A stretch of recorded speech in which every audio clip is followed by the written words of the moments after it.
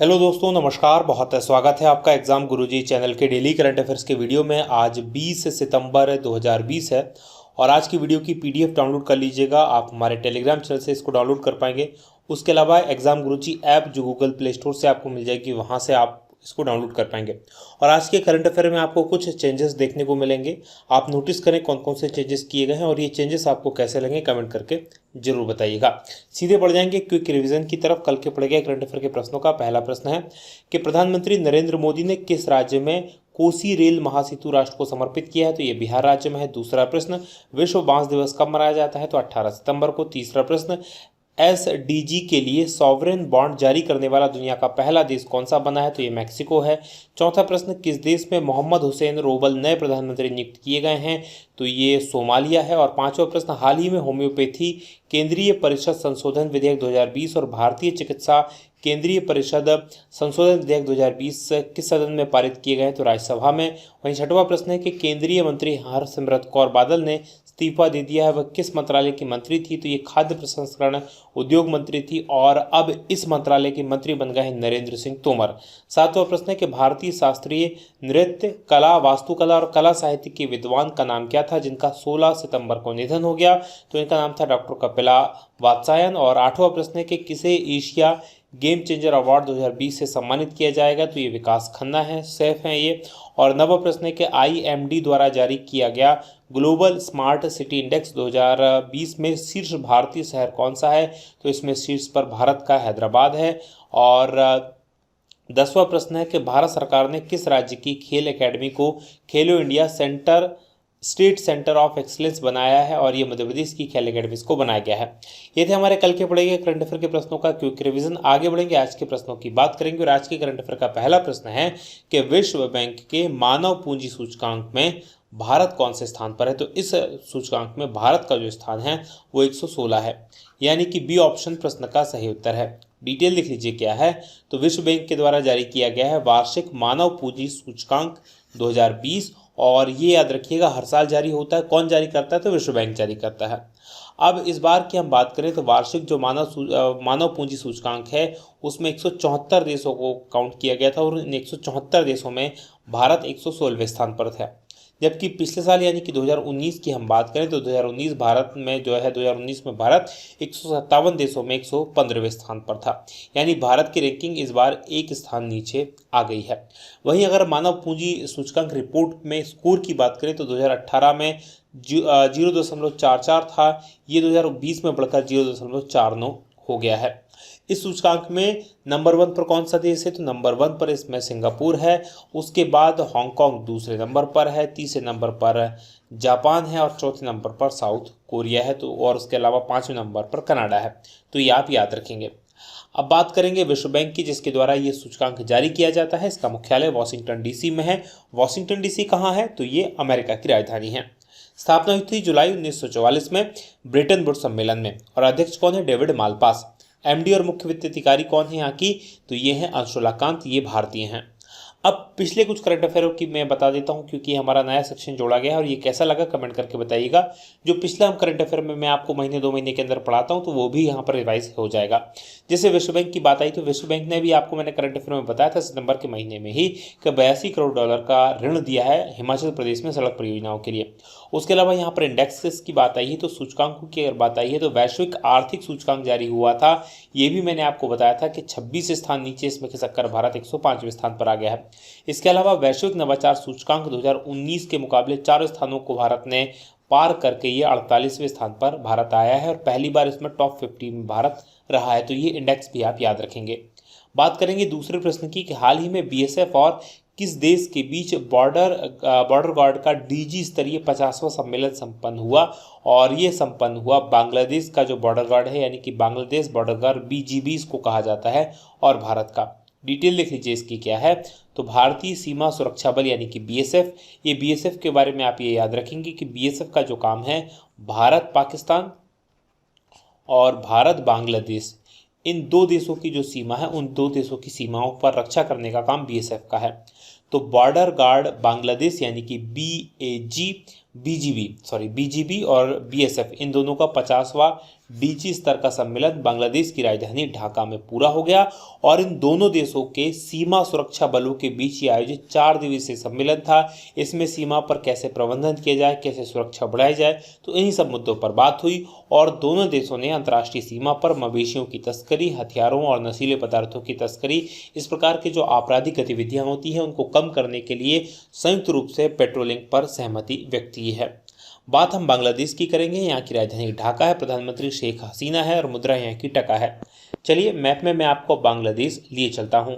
तो जैसा कि आप स्क्रीन पर देख पा रहे हैं, ये हमारा भारत है और हमारे भारत से अगर आपको बांग्लादेश जाना है तो भारत ने बांग्लादेश को तीनों तरफ से घेरा हुआ है। तो यहाँ पर आप देखेंगे तो ये बांग्लादेश है और इसकी राजधानी यहाँ पर ढाका है। तीनों तरफ से बांग्लादेश भारत से घिरा हुआ है, केवल इस तरफ इसकी सीमा जो है म्यांमार के साथ में लगती है और नीचे बंगाल की खाड़ी है। बात करेंगे अब हम पिछले करंट अफेयर की बांग्लादेश से संबंधित तो या बीएसएफ से संबंधित। तो बीएसएफ के बारे में मैंने आपको बता दूं कि राकेश अस्थाना को सीमा सुरक्षा बल यानी कि बीएसएफ के महानिदेशक के रूप में नियुक्त किया गया है। तो ये भी करंट अफेयर का इंपॉर्टेंट चीज़ है जो आप याद रखेंगे। अब आगे होगी बात तीसरे प्रश्न की कि भारत के कितने समुद्री तटों के लिए प्रतिष्ठित ब्लू फ्लैग अंतर्राष्ट्रीय इको लेवल की अनुशंसा की गई है, और भारत के 8 ऐसे तट हैं जिनके लिए अनुशंसा की गई है, यानी कि डी ऑप्शन प्रश्न का सही उत्तर है। डिटेल देख लीजिए क्या है। तो भारत के जो 8 समुद्र तट हैं उनके लिए प्रतिष्ठित ब्लू फ्लैग अंतर्राष्ट्रीय इको लेवल की अनुशंसा की गई है और ये प्रमाणन जो है एक डेनमार्क की एजेंसी है। डेनमार्क कहाँ पर है? यूरोप का एक देश है। यहाँ की एक एजेंसी है, वो 33 अलग अलग मानकों पर किसी भी बीच जो होते हैं, समुद्र तट जो होते हैं, उनको जांचती है और उसके बाद ये प्रमाण पत्र देती है। ब्लू फ्लैग के लिए जो अनुशंसित समुद्र तट हैं उनमें शामिल कौन कौन से हैं? तो गुजरात का शिवराजपुर है, दमन और दीव का घोघला, कर्नाटक का कासरकोड और पादुबिद्री, केरल का कप्पाड़, आंध्र प्रदेश का रूसीकोंडा, उड़ीसा का गोल्डन और अंडमान निकोबार द्वीप समूह का राधानगर। ये वो बीचेस हैं जिनको इसके लिए अनुशंसा की गई है। तो ये आप याद रखेंगे। बात करेंगे चौथे प्रश्न की कि संयुक्त राष्ट्र की 2020 क्लास ऑफ 17 यंग लीडर्स की सूची में शामिल भारतीय का नाम क्या है? तो इनका नाम है उदित सिंघल, यानी कि सी ऑप्शन प्रश्न का सही उत्तर है। डिटेल देख लीजिए क्या है।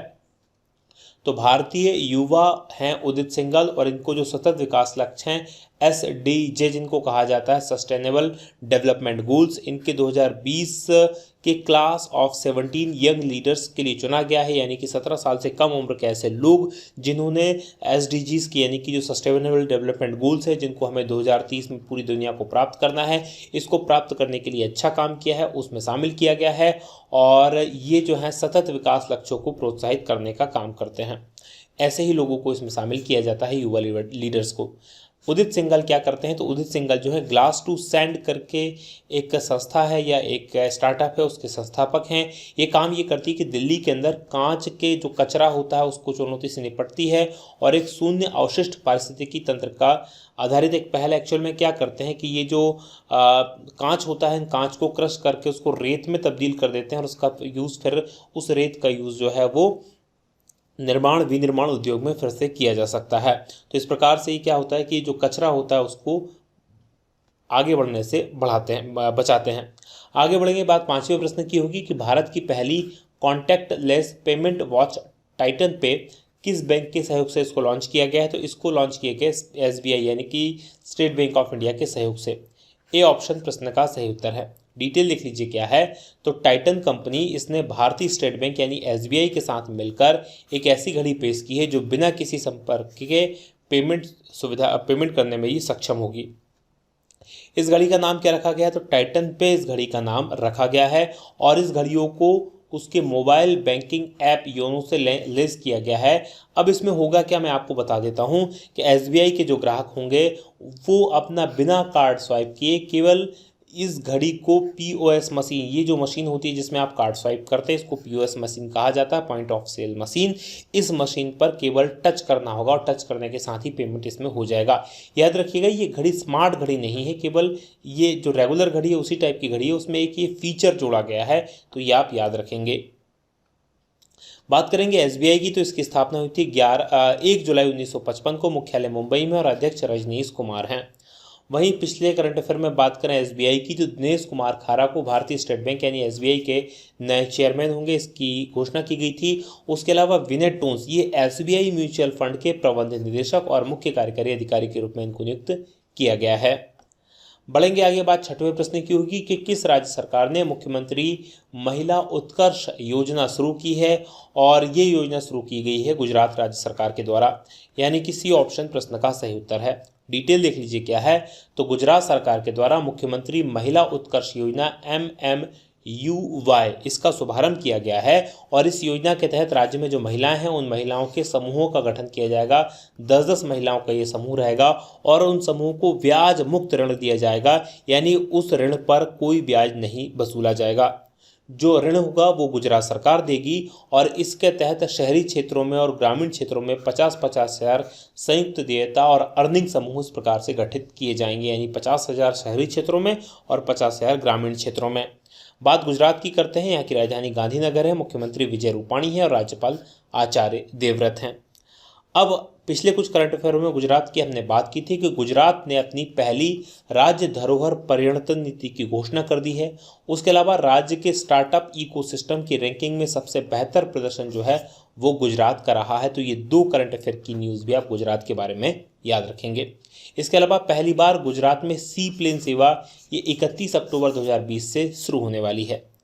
अब बात होगी 7वें प्रश्न की कि कौन सा देश जिबूती आचार संहिता DCOC इसमें पर्यवेक्षक के रूप में शामिल हुआ है, और इसमें शामिल हुआ है भारत, यानी कि डी ऑप्शन प्रश्न का सही उत्तर है। डिटेल देख लीजिए क्या है, तो भारत एक पर्यवेक्षक के रूप में शामिल हो गया है। जिबूती आचार संहिता, जिसको जेद्दा संशोधन के नाम से भी जाना जाता है, इसमें शामिल हो गया है। और जिबूती आचार संहिता एक क्षेत्रीय समुद्री सुरक्षा सहयोग समझौता है, जैसे आसियान है इसी प्रकार का ये समझौता है, आसियान कंट्रियों का समूह। इसी प्रकार से एक आचार संहिता है, ये इन देशों के द्वारा मानी जाती है, इन देशों के बीच में हुआ है। अब ये क्या है ये जान लीजिए आप। तो जो पश्चिमी हिंद महासागर क्षेत्र है और अदन की खाड़ी है, यहाँ पर लाल सागर में इन जगहों पर समुद्री जहाज़ों पर जो चोरी होती है, डकैती होती है, तो उसका मुकाबला करने के लिए ये एक प्रकार की संहिता बनाई गई है, एक प्रकार का कोड ऑफ कंडक्ट बनाया गया है, और 29 जनवरी 2009 को इसको अपनाया गया था। बात 8वें प्रश्न की होगी कि किस देश का फिमिसिनो एयरपोर्ट 5 स्टार कोविड-19 रेटिंग मानने वाला दुनिया का पहला एयरपोर्ट बना है, और ये एयरपोर्ट स्थित है इटली में, यानी कि बी ऑप्शन प्रश्न का सही उत्तर है। डिटेल देख लीजिए क्या है, तो इटली की राजधानी है रोम, और रोम में स्थित है फिमिसिनो इंटरनेशनल एयरपोर्ट, और ये यूके आधारित एक एयरपोर्ट और एयरलाइन सर्विस फर्म है स्काईट्रैक्स। इसने इसको कोविड-19 में 5 स्टार एयरपोर्ट रैंकिंग दी है, और ऐसा इस रैंकिंग को पाने वाला ये दुनिया का पहला एयरपोर्ट बना है। इटली का ये सबसे व्यस्त एयरपोर्ट माना जाता है, इसको Leonardo da Vinci international airport के नाम से भी जाना जाता है। अब जो फिमिसिनो हवाई अड्डा है, यहाँ पर कोरोना वायरस के प्रसार को कम करने के लिए काफ़ी कारगर कदम उठाए गए हैं, और इसीलिए 5 स्टार रेटिंग इसको मिली है। बात इटली की करते हैं कि राजधानी रोम है, और प्रधानमंत्री यहाँ की गोसेप कोंटे, और मुद्रा यहाँ की यूरो है।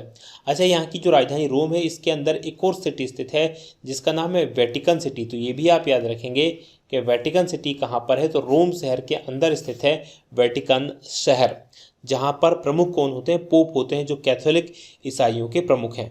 तो जैसा कि आप स्क्रीन पर देख पा रहे हैं, ये हमारा भारत है, और हमारे भारत से अगर आपको इटली जाना है तो मूव करना पड़ेगा आपको थोड़ा सा पश्चिम में आप जाएंगे तो ये जो आपको दिखाई दे रहा है ये यूरोप है, और यूरोप में ये जो आपको बड़ा सा देश आपको दिखाई दे रहा है जो पूरी तरह से मेडिटेरियन सी में है। हालांकि इसके जो पास सी हैं उनको अलग अलग नामों से जाना जाता है, जैसे नीचे को जो सागर है इसको इनोनियन सागर के नाम से जाना जाता है, जबकि इस तरफ आप ये देख रहे हैं इसको टेरेनियन सागर के नाम से जाना जाता है, राइट। तो ये आप याद रखेंगे।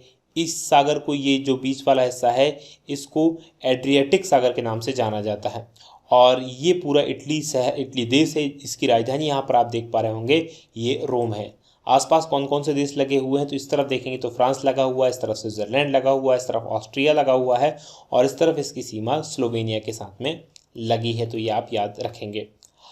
अब बढ़ेंगे आगे, बात करेंगे 90वें प्रश्न की कि ऑनलाइन पोकर प्लेटफॉर्म 9 स्टेक्स के ब्रांड एम्बेसडर कौन बने हैं? तो इसके जो ब्रांड एम्बेसडर बने हैं ये बने हैं सुरेश रैना, जो भारतीय क्रिकेटर हैं। यानी कि ए ऑप्शन प्रश्न का सही उत्तर है। डिटेल देख लीजिए क्या है। तो ऑनलाइन पोकर प्लेटफॉर्म 9 स्टेक्स, इसने सुरेश रैना को अपने ब्रांड एम्बेसडर के रूप में नियुक्त किया है और इस साझेदारी के बाद रैना को ब्रांड के जो आगामी क्रिकेट अभियान होंगे उनमें वो 9 स्टेक्स को प्रचार प्रसार करेंगे। रैना पिछले महीने ही अंतर्राष्ट्रीय क्रिकेट से इन्होंने संन्यास लेने की घोषणा की थी। जब एम एस धोनी ने संन्यास लेने की घोषणा की थी उसके तुरंत बाद 1 घंटे के अंदर इन्होंने भी संन्यास लेने की घोषणा कर दी थी। अब बात करें पिछले कुछ और ब्रांड एम्बेसडर्स की, जैसे शेन वॉर्न को जो है राजस्थान रॉयल्स जो क्रिकेट टीम है उसके मेंटर और ब्रांड एम्बेसडर बनाया गया है। उसके अलावा बजाज अलियांज ने जो है आयुष्मान खुराना को हम अपना ब्रांड एम्बेसडर बनाया है। रोहित शर्मा जो है ओकले करके एक स्पोर्ट्स आईवियर ब्रांड है जो चश्मे वगैरह बनाता है, तो उसके जो है ब्रांड एम्बेसडर बनाए गए हैं वो रोहित शर्मा बनाए गए हैं। बात 10वें प्रश्न की करेंगे कि आईपीएल का 13वां सत्र किस देश में शुरू हुआ है? तो आईपीएल का जो 13वां सत्र शुरू हुआ है ये शुरू हुआ है संयुक्त अरब अमीरात में। यानी कि डी ऑप्शन प्रश्न का सही उत्तर है। डिटेल लिख लीजिए क्या है। तो इंडियन प्रीमियर लीग का 13वां संस्करण 19 सितंबर 2020 को संयुक्त अरब अमीरात, यहाँ की एक जगह है अबू धाबी, यहाँ की राजधानी है, यहाँ पर शुरू हुआ है। और आईपीएल का पहला मैच चेन्नई सुपर किंग्स और मुंबई इंडियंस के बीच हुआ। कोविड-19 महामारी के कारण जो यूएई में इसको स्थानांतरित करना पड़ा और ये टूर्नामेंट अब केवल टीवी कार्यक्रम है, यानी कि इसमें दर्शक भाग नहीं ले रहे हैं, केवल टीवी पर इसका प्रसारण हो रहा है। ये 3 जगह पर होगा, अबू धाबी जो कि यूएई की राजधानी है, शारजहां और दुबई। तो यहाँ पर कुल इन तीनों जगह पर करके 60 मैचेस खेले जाने हैं। बात संयुक्त अरब अमीरात की करते हैं तो यहाँ की राजधानी अबू धाबी है और राष्ट्रपति यहाँ के खलीफा बिन जायद अल नहयान है। मुद्रा यहाँ की संयुक्त अरब अमीरात दिरहम है। चलिए मैप में मैं आपको अब संयुक्त अरब अमीरात लिए चलता हूँ। तो जैसा कि आप स्क्रीन पर देख पा रहे हैं ये हमारा भारत है और हमारे भारत से अगर आपको यूएई जाना है तो मूव करना पड़ेगा थोड़ा सा पश्चिम में आप जाएंगे तो ये जो देश आपको दिखाई दे रहा है ये येलो कलर का, ये है यूएई और इसकी राजधानी है अबू धाबी, जहाँ पर पहला मैच यहाँ का खेला गया किसका? आईपीएल के 13वें सेशन का। जबकि इसका एक और शहर है दुबई, ये याद रखिएगा, जहाँ पर दुनिया की सबसे ऊंची बिल्डिंग बुर्ज खलीफा है। आसपास कौन कौन से देश हैं? तो इस तरफ देखेंगे तो ओमान है और इस तरफ आप देखेंगे तो सऊदी अरेबिया लगा हुआ है। बात पिछले करंट अफेयर की करें तो ड्रीम 11 जो आईपीएल से संबंधित है, मैंने आपको बताया ड्रीम 11 जो है वो आईपीएल T20 की टाइटल स्पॉन्सरशिप राइट इसके पास में है, जबकि अनअकैडमी इसकी ऑफिशियल पार्टनर है आईपीएल 2020 की। अब संयुक्त अरब अमीरात की बात करें तो संयुक्त अरब अमीरात ने इजराइल के साथ शांति समझौता किया है और ये जो खाड़ी देश थे अरब देश, उनका तीसरा देश था जिसने इजराइल के साथ शांति समझौता किया था। और संयुक्त अरब अमीरात के बाद में बहरीन ने इसी प्रकार का एक शांति समझौता इजराइल के साथ किया है।